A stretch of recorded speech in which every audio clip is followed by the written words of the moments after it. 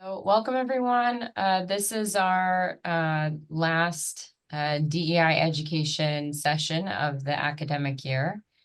So I hope everyone has a great summer. We will be having some additional programming this summer, including a combined grand rounds with our colleagues in anesthesia, ENT, and general surgery, as well as ophthalmology. And we're actually inviting Dr. Okunlami back, who has spoken to our department previously. So just to plug, you'll see a calendar invite coming out for that on July 31st.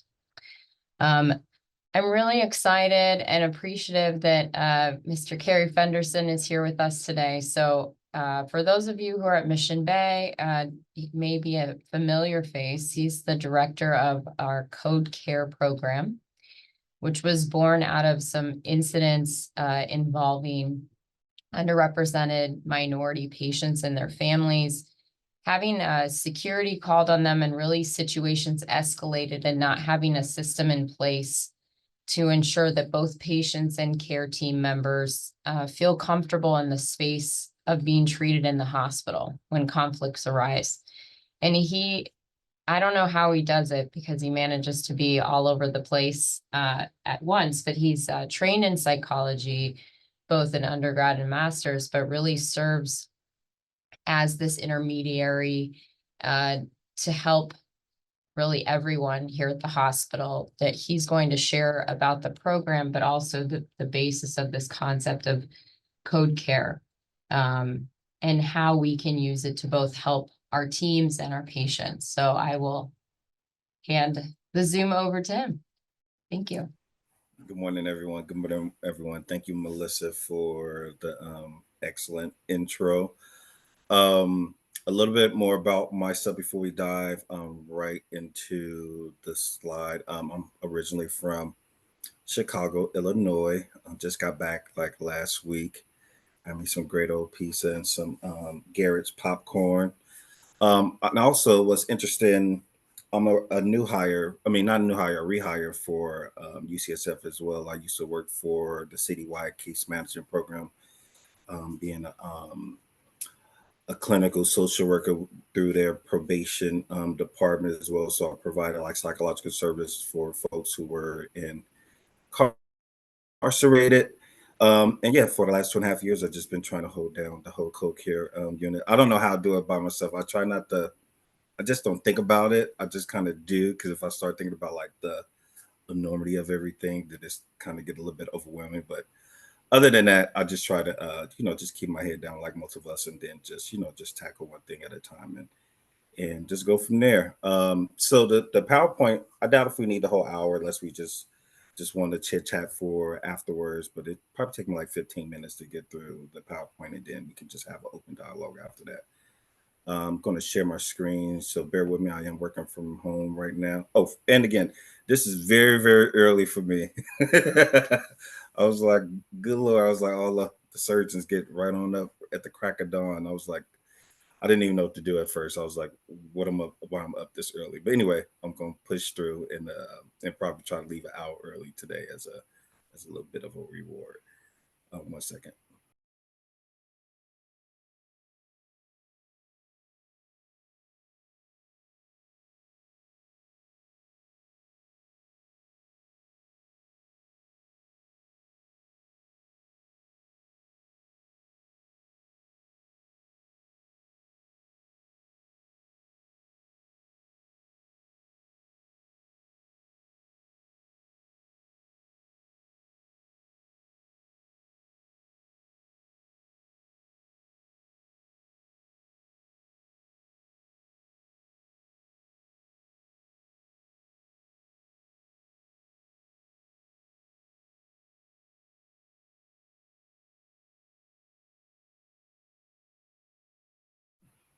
Were you guys able to see my slide, or was that, or do you guys didn't see anything? Oh, I think it's sharing the Zoom screen. okay, Back okay. over to your PowerPoint. Oh, sorry. It's all good.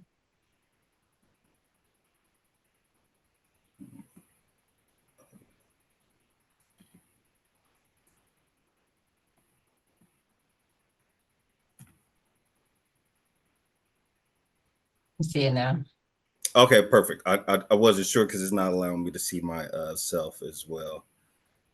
So, all right, I'll just go through the slides. So, as I was mentioning, and as Melissa mentioned a little earlier, this is the cold care presentation, and this is the slide that actually go through the rollout phase. And so, this is how you activate a cold care, but a cold care response. But then when we kind of go through all the slides, it'll pretty much catch you up to speed about the entire program.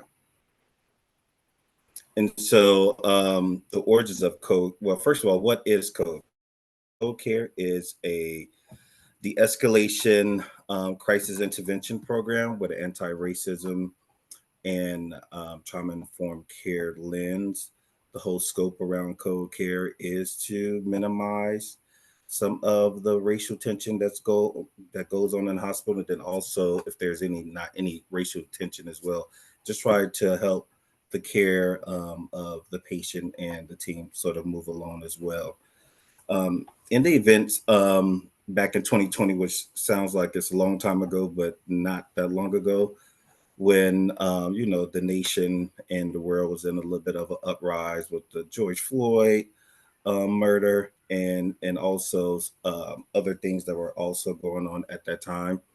Um, as similarly, what was going on inside of the hospital, some of the things that were happening to some of our patients of color, especially our black families, were some of these racial injustices as well. And so folks felt that there was a clear need for anti-racist, unbiased, patient-centered, and staff focused, which they didn't tell me until I got here, staff focused support for the families in moments of distress.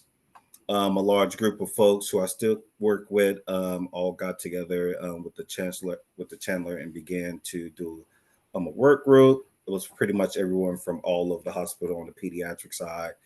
Um, and then they launched a pilot program in March of 2021 to start the code care program, and it started and the idea behind where they wanted to launch it was some of the areas where they felt like they was receiving some of the most challenging cases. And so the med surge area and the transitional care units and the ED and public spaces were the first spaces that were launched. It expanded to the PICU, was somewhat expanded to the PICU, although I had to relaunch in the PICU once I was hired. And then started like early 2022. Then also we have co-care just not only at Mission Bay, co-care is also at Parnassus as well. My colleague Samara Lopez is the program manager there. And we also have plans to expand to Oakland. I believe it's been a whole lot of controversy with Oakland, but I believe that it's going to start this year or early next year. And we also planning on transitioning to Mount Zion as well. So the acronym CARE is something that they all created, and and usually when I have the co-care meetings, I kind of go over these sort of the acronym or commandments or roles, what we call. So the C stand for consider the facts. It's pretty much like what's the diagnosis of the patient, where are they at, what are the discharges, all the things that are sort of factual. And then we also kind of go over, just remind folks of our own assumptions as well, and perceptions, because we all have them, no matter who we are, no matter where we come from, no matter if it's like a interracial or interracial, folks still have their own assumptions and perspective as well.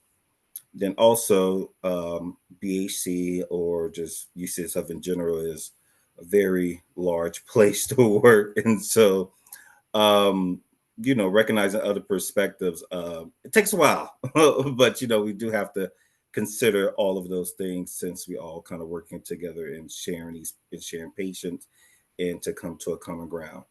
Then also we try to, it's another challenging thing working with this many folks is evaluate the best option to move forward. And so folks definitely are not shy about giving out their opinions and what they think should be best for the patient and the family and the families as well, and also the staff. And so we just always try to put all those things on the table before we decide to move forward with the care team. And then we also don't want to forget that the purpose is to to have them be not feel like they've been mistreated unfairly, and also so that we can have them be de-escalated so that so medical staff and nursing staff can go in there and hopefully do their job a little more seamlessly. The team composition. So I'm the program manager, but also we have folks who just kind of come in and out because sometimes we don't need everyone as well. The nurse supervisor on the pediatric side is kind of like we kind of work together quite a lot. And so when I'm here, I pretty much lead the charge with the code care, and then after hours and overnight, the nurse supervisor sort of takes over, and then we sort of exchange notes in that in that like 8 o'clock hour, just to make sure that we both are on the same page. The social workers are pretty much 24 hours, or at least there's one overnight. Chaplains are here most of the time, and then also security. So the whole concept is to try to provide a 24/7 coverage as well. And what I also forgot to mention is that we are on the adult side of the hospital as well. So the Mission Bay campus is the only campus that responds to pediatric and adult patients as well. But it's little there's less beds on the adult side. They pretty much just put the consult in, and then I respond, and then kind of tag people in and out as needed. This is actually the information card. So when we roll out to each unit, this information card is on at each and every nursing station, and when around, I go around and say, hey, is there anything that I should be aware of? Is there anything that we can be proactive about? And so we pretty much just go down the list when I'm rounding as pretty much proactive to catch anything before it escalates to something greater. And most of the time, we have our response usually falls into the ones and twos where folks are been discomfort, but I always have to remind folks as well. It does have to have like a kind of a racial sort of component, because sometimes they just try to put the word, since you say the word escalate, now they feel like they need like a whole entire de-escalation team. And so I just try to remind folks that, hey, you guys are already doing some great de-escalation work. Otherwise, we have like 50 of these in the hospital a day. But folks, just by doing your job and adding some customer service and some love and care is a recipe to keep most people de-escalated. And this is the team activation as well. So usually folks call in, give us, I mean, myself or the nurse supervisor to just state their claim, like this is what's going on. Sometimes we can all, myself and the nurse supervisor, we can kind of resolve it right then and there, because especially the nurse supervisor, as they are actual seasoned nurses, they can kind of give them the keys and the support to kind of resolve it right there. Some pre de-escalation work, so that, because the code kit it can sometimes be a little time consuming. I try to keep them under an hour, but depending on the nature of the case, how complicated matters are, it can go a little lengthy, and then folks feel like they're kind of scrambling to catch up for the rest of the day or the rest of the week. And so we try to resolve it then and there. If not, then we all sort of come together, get the information, and there's an actual. I'm going to add an additional slide, but there's a slide. I mean, we communicate through vote, and so there's an actual team right there. So you'll see all the folks there, just in case if you wanted to reach out to security or reach out to myself or one of the members of the team, then they would be there as well. And then usually nurse supervisor myself sends out a vote message to say, hey, we're about to meet. This is why. And we come together either on Zoom, or we find a space on the floor where the call is happening, and then just go from there.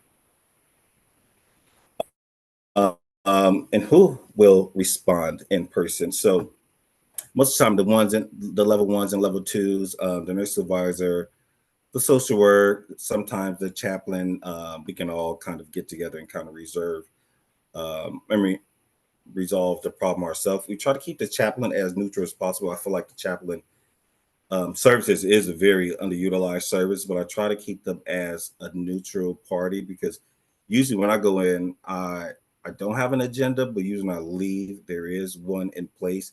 And so sometimes when we have some of these cold cares, I try to use chaplain as a way to sort of be that neutral party when it feel like everyone is probably chose a side per se. The chaplain kind of goes in and kind of smooths it out.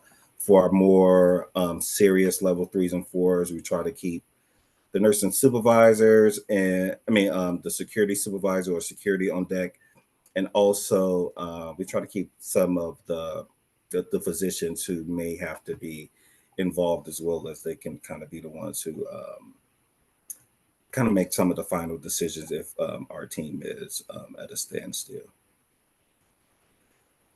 This is actually what happens on the unit, so or on Zoom. The care team member huddles with a unit staff to discuss the situation, access options and challenges.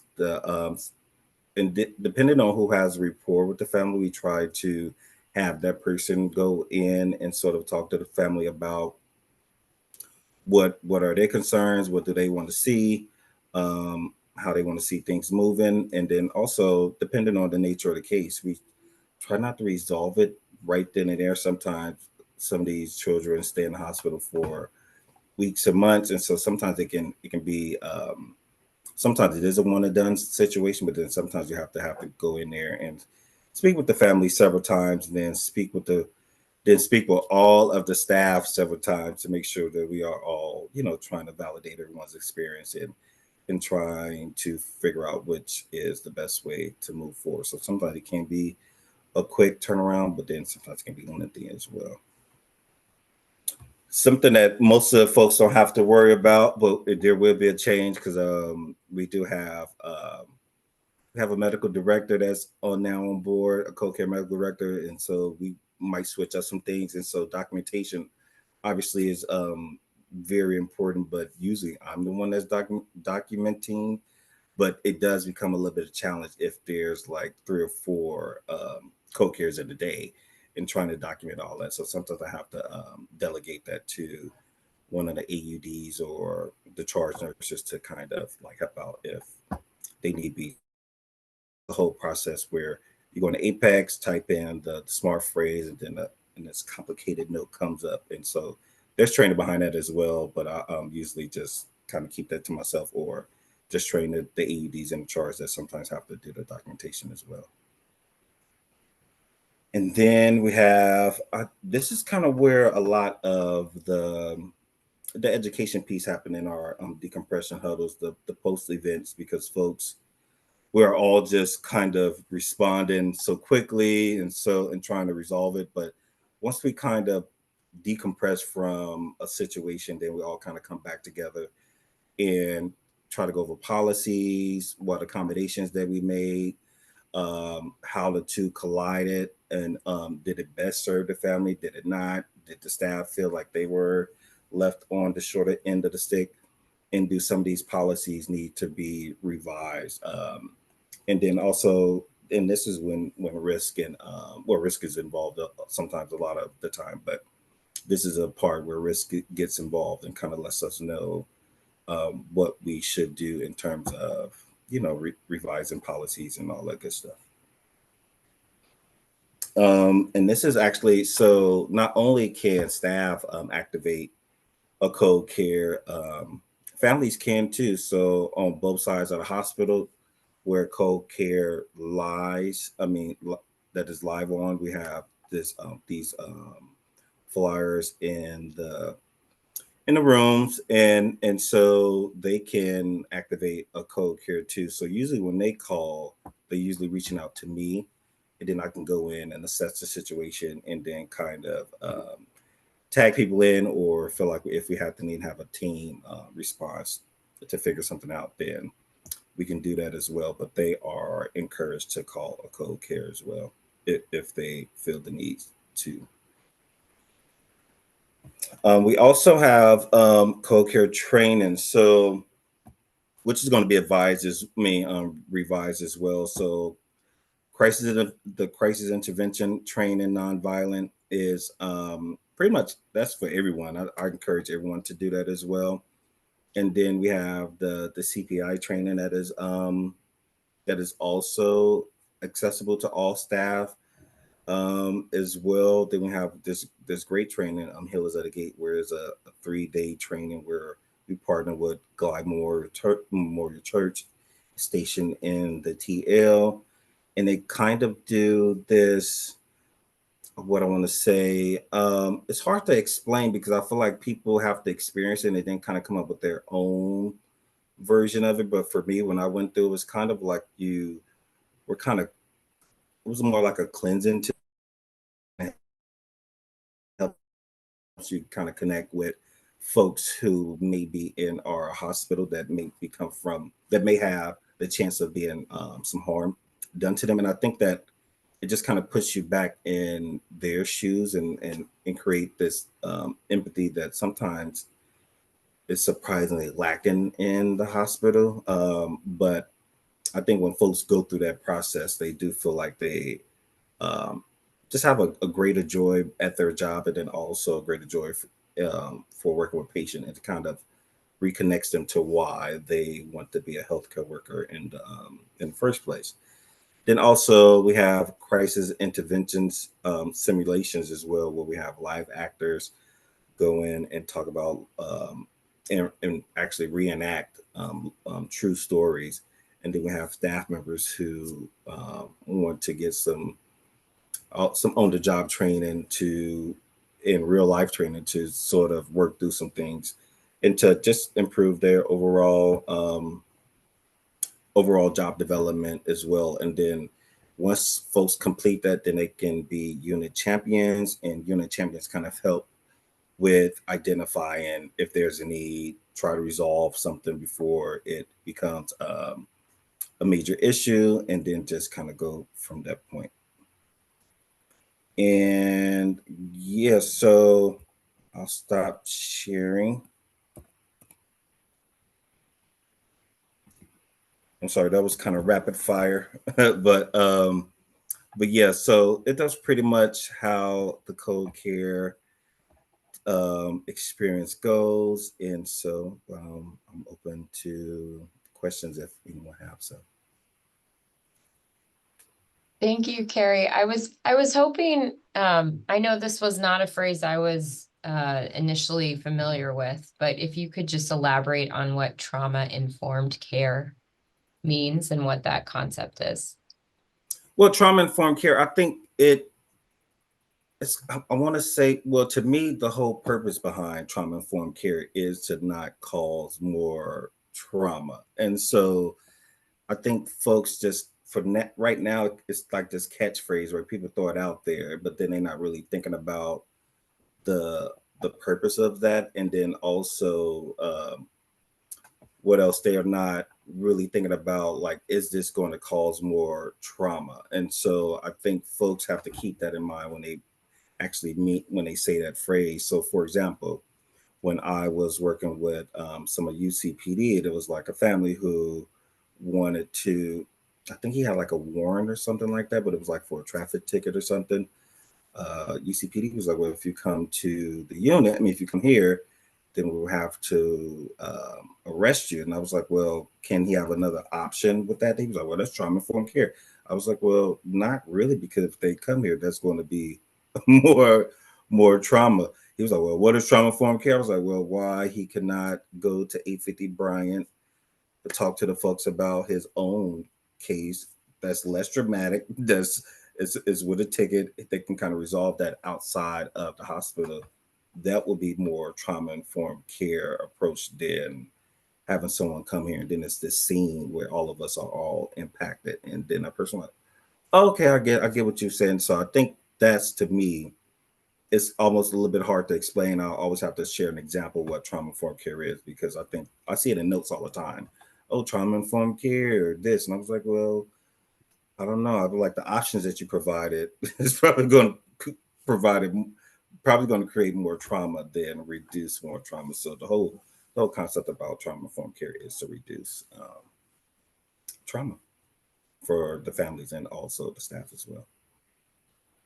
And we have both faculty and residents on this call, all who are interfacing with patients. What do you think is the best or way or how we can, I know you were detailing kind of pathways that both the nursing and care staff and the patients can call a code care.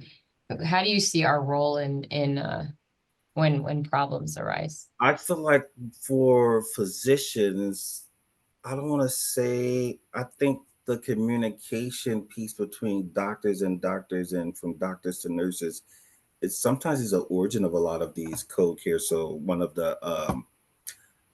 I think just having clear communication. So what I mean by that is that sometimes if physicians are not speaking with one another, or if they're not speaking to their residents, not speaking to their fellows, the messaging sort of get a little diluted by the time it gets to the patient or the family members. A lot of folks are upset. They're like, hey, every time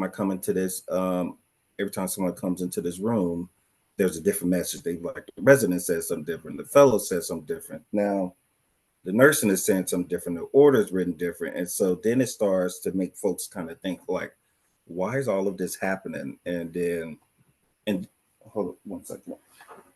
Why is all of this happening? And then if folks are not explaining to them why these things are happening, then it makes folks' mind go elsewhere. Like, it's because I'm black, it's because I'm a woman, it's because I'm just like, why I'm receiving this sort of service right now. And I think that, and I know it's tough to kind of keep communication clear with all of these folks here, but I don't think it's impossible to try to tackle. And so what April Edwell, the co-care medical director, what we're going to try to create is a communication form for physicians only, because sometimes they're not even involved in some of the co-cares, to try to, if we have a co-care and we can do like a little bit of case review, like what communication piece that folks could have did to sort of minimize you know escalation from happening, because I think sometimes you forget that the doctors are kind of driving most the shifts in the hospital. And so even though it seemed like nursing is the focus, but the orders is coming from the physicians themselves. So once we kind of get that ahead, we probably, I mean, it's almost like we would kind of minimize even using code care, because I think that that is like the origin of most of the issues, that communication piece that gets trickled down to the family members.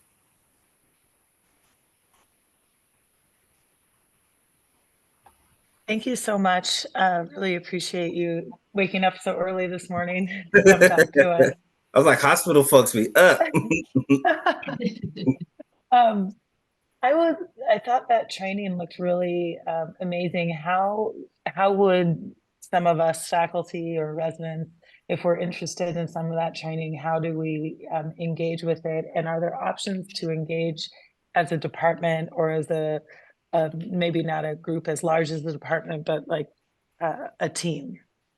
Yeah, I think it happened all three ways. So we is this I think the model that we have for code care, I think the model and the what we have right now, the hospital needs kind of outgrew that. So now um April and I are brainstorming how to improve that sort of that structure, so we can include, because everything is always not, about like a racial tension. Sometimes it could just be medical decisions that are not like been driven forward that can also.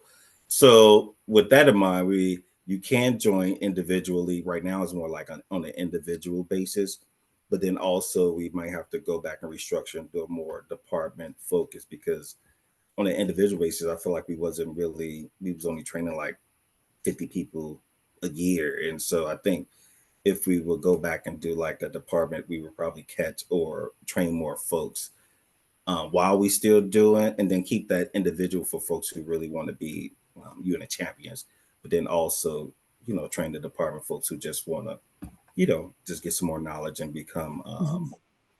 more trained as well. And then also, I think that working with HR as well, like I think this probably should be part of the new hire orientation. Like, why do you have to wait so long? I mean, why do they have to be like a seasoned or I think folks should get that in the while we're doing this so that kind of come in the middle and try to get everyone trained. And also I was saying the we do have two more trauma informed care trainers. It's like 90 folks that you could be in. We have reflection cafes that it goes into a little bit deeper dive of the trauma informed care. So I was send all of that good stuff to Melissa. Oh, that'd be great. And I want to say we do have Healers at the Gate next week, but I think the numbers were a little low, so we may have to push that back. And then if we do, then I'll send that as well so folks can be registered. Because as Melissa was mentioning it to me, a lot of folks still don't know about it. So you have to still go out there and kind of campaign and then, catch people interested. And I'm pretty sure they'll want to, come in and be trained as well. But all of the things are all on LMS. So if you was type in trauma informed care, you'll see. If you would see Reflection Cafe, you'll see the anti-racism simulations. It's not like you cannot join them. You just have to let people know that they are available, and then they can make that decision for themselves. What's LMS? Sorry. Oh, the Learning Center for Oh, I should so probably know that. so all like where all the trainers are held, Got where we it. have all that new hire stuff, and we have to keep getting updated every year. That all of that is in Okay, all the great. trainers are there, and I'll send everything to Melissa once I get to the office, and then she disseminate it. And just for everyone on the call, like I, I think everyone's running all day and we see our patients like for just a few minutes. And, part of the reason I got to know Carrie is because just last fall, I had a Black woman patient who was really suffering in addition to going through a cancer treatment, who was being denied pain medication, questioned if she was really in pain. And it was, maybe it shouldn't have been shocking, but I think it's easy to be in a bubble at UCSF and say, everyone here is very aware of the disparities that people face, and they're very like open-minded and accepting. But a lot of, the majority of the people working with our patients are not us. And so if patients don't feel safe in the hospital, or if they feel like their nurse isn't treating them well, and meanwhile they're dealing with all the stresses of being in the hospital, maybe lost income, employment, family issues, it really can escalate quickly. And it got to the point of the nurses talking about calling security to remove the patient from the hospital, and this is not a violent person. Mm-hmm.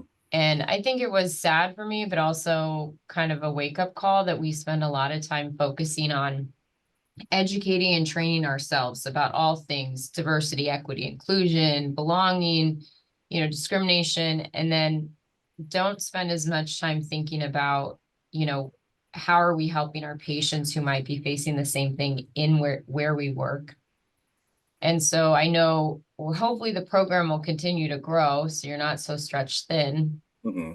But I also think by us stepping in, because we don't always know. I didn't know code care was called on my patient. And so I think there was value in being involved in that process, both with, connecting with both sides. And I hope the awareness grows, because I'm sure every single person on this call has had a patient who's been in an uncomfortable situation with their care team. And I think it's just one other element we can address to really provide the best care for our patients. Yeah, and in that case as well, I'm glad that she was kind of like a great advocate for herself. I mean, a lot of folks are not that vocal, and I think that sometimes with Black women or other women in general, if they are speaking up more. This picture they start to paint this character, and then usually I go and I'm like, oh, she just want more medication. I'm like, what's the issue? I'm like, oh, it's 0.5 to lot. I mean, then I started sounding like a doctor. I'm like, and I was like, wow, and this person just came out of surgery. That's all they get. I mean, and then folks then just open up that conversation. I was like, why that person can say they can have more medication, I'm not understanding. It's not like you're overly medicating them and then sort of kind of going down. You're sort of under medicating them and then it's kind of going up. That person's going to be in pain, and usually if someone's in pain, they're not probably going to be their most pleasant self. And then also once we kind of work through some of those escalations and conflict and resolution, you actually get to see that person like, hey, well, maybe I was a little bit on the edgier side. I think that in this case in particular, when she came back that final time, she was just really grateful that she seen some improvements, and she gave thank yous and hugs, and it was a whole bunch of crying. And then because folks we kind of worked through some things, and then in the staff defense, they were severely short staffed. And so things were just delayed. And trying to let folks know, like, hey, it's just always not this personal thing going on. It is. If I was able to deliver the medication to you, I would. But I was just like, it just things are just take a little bit more time because folks are stressed in as well. But when folks are in pain, they don't want to hear. They don't care about none of that. They like, get this here, get this now. But then, like I said before, once we kind of work through some things, then you kind of see that other side. Although it takes a little while, but I think the patient and other patient and staff is grateful for just going through the process of things. And so then sometimes when those patients comes back, I don't even have to be involved because now they have an established relationship that they can kind of work through some things on their own.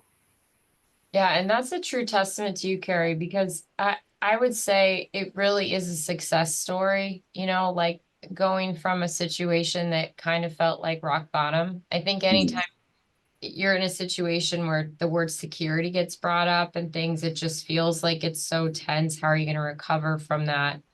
And so going from having a patient who's like, I don't feel safe in this hospital, to like, I had a really great experience and everyone was lovely. And, I mean, I think it was really reassuring that we have the ability to repair a broken relationship, right? We don't have to give up. We can invest some time. And I think it really does work. And so that's truly a testament to you. So I thank you. Yeah, just getting getting folks, staff comfortable with the idea of just speaking about racism. Just because we talk about racism doesn't make you racist, doesn't make you a target for it, or doesn't make it seem like, because I think that's the part that freezes people a lot. And so they're like, oh, where do we go? I don't want to be accused. I don't even want to speak about it. And so, and just having people just having an open, honest dialogue about it. And so even as a Black man and being like in the middle, I'm like, oh, I was like, and so kind of being this, and I try to let folks know I'm not the racism police as well. So we all are learning this all together. And so, and then sometimes when we kind of work through them things, it's more personality clashes versus actual racism.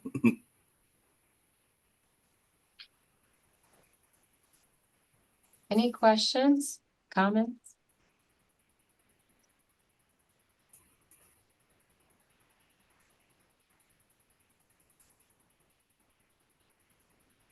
Oh. Oh yeah, Son, I see your hands raised.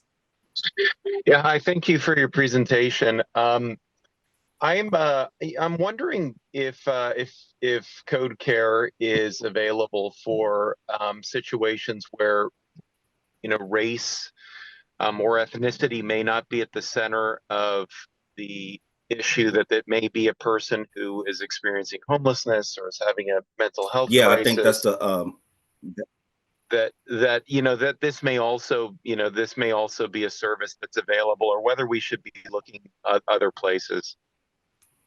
Yeah, it can be. As I mentioned earlier, like the current model, that's kind of where folks are at. It's supposed to be like this kind of racial tension as well, but there are certain cases where folks just need to be de-escalated and not, and it doesn't have a racial component as well. And so we just had to include that into our newer model because there are incidents, even with Black people or people of color, where it's not about like a race thing. It's like hospital operations, communication that's sort of stalling care as well. And so usually when we go over the spill, when we're having code cares, we try to rule out whether or not this is like a racial component to it. Then also not explicitly ask the families too, do they feel like they're being discriminated against or if they feel like there's any sort of tension, not so that we making a decision that it's not racism, but they also are saying that they doesn't feel that that is what is in the center of the care as well. And so there are plenty of incidents where we just have just a stall in care, and sometimes we all come together to try to figure things out. But then also when there's not like a racial component as well, I try to encourage them like you. I don't have to be there for that. Like you guys get because just so many things going on. But if you guys are, you guys can still have the code care. If you guys get come to a stall and need another perspective, then we can loop in some other folks. But most definitely, there are plenty of cases where that's not the focal point, and sometimes it's both. Sorry, I have another question. You mentioned something about code care rounds. So is there a process where proactively there's certain units you're just checking in with on a regular basis before they maybe have called a code care, or how does Mhm. that work? So it just depends on whatever rounding process for that unit. On the pediatric side, they round up and down. So that's almost like an all day. That's like half my day from going from the ED all the way up to the sixth floor. And so on the adult side, we just pretty we are active on A5, A6 and the adult ICU. The adult ICUs have sometimes less than 5 patients that can go pretty quickly. And then every other day I try to with A5, A6, they round the process. All the doctors come to the nurses. And so I could just be on Zoom with the chaplain, case management, and they all kind of go over the cases and then identify if there's someone who needs like some code care support or someone else can sort of support them as well. So it just depends. Everyone has their own different process of rounded. Got it. And so once I find that out, then I try to just go and you know, go and round. But as we were saying, there's only one person, so it's like I can't round Yeah. every single day because I mean, that's pretty much all I will be doing is rounding. And so now people know me. So now folks know the program a little bit more, and so they can kind of like loop me in if they feel like I need to be there. If I'm available, I'll try to be there.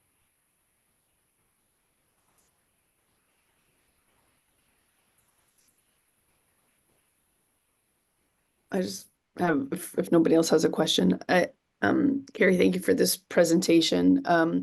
I guess just in general as like take home points, I think it's great that we have this program. It's great for the people who work at the hospitals that have this program. I'm at a hospital that doesn't yet. But what are sort of like maybe 2 or 3 take homes that we as surgeons can sort of remind ourselves of like ways that we can help de-escalate situations ourselves, or what are the things, with you responding to all of these, what are the things that you're seeing that lead to these that we should be aware of so that we don't contribute to escalating a situation, right? So it's great that we have this program, but Mm-hmm. what have you seen? Like, what are some examples of things that you see repeatedly that we could do better as physicians? I think, as I mentioned before, the communication piece to families as well is very. It's pretty much like I think that's the origin of all of most of the escalations. It's something about way things are communicated that I don't know if families not getting it or they're not absorbing it or it's not being communicated clearly to them. I don't know if folks are talking under or over their head, but it's always something that folks feel like they're not receiving. And then if they're not receiving that, then that it just puts them in this space where they're like, why am I not receiving this? So why am I receiving this type of service? And then I think that makes them start thinking about like, hey, is it because of this or because of that? And so I think just trying to be as clear as possible with the communication is great. And then also the pathway. I don't know how. I haven't worked with surgeons that much, so I don't know what is their sort of pathway. Like, is it okay? You coming in for surgery, and then this is what's going to happen. Almost like that. Another explaining what is going to actually happen throughout their sort of the process while they're in the hospital. Oh, you may have to go home. I'm pretty sure most already kind of do this, but I just think that it can definitely be stronger as well. And so, and then a lot of follow up. Sometimes you have to check in with a lot of folks and just like, hey, is it going well? Is it not? I think folks really appreciate that too, even when, like for example, with me, even if it's a family that had a code care, but they didn't call, but just me peeking in, like, hey, is everything okay? They're like, everything's great. I think, I don't know. I think just ramping it up on the customer service and the sympathy and the empathy is will help out with a lot of these escalations of sort. Yeah, I think that's great input and a really important reminder for all of us, right? That like we get busy in our days, we get, we have a million things to do, but like simply popping in and, checking in even at the end of the day, even though you rounded in the morning, right? And just say, hey, how did your day go? How are things? Did our pain management get better? Right? That goes a really long way for families. So I think it's a really, really important reminder for all of us. So thank you. Thank you for that. Thank you.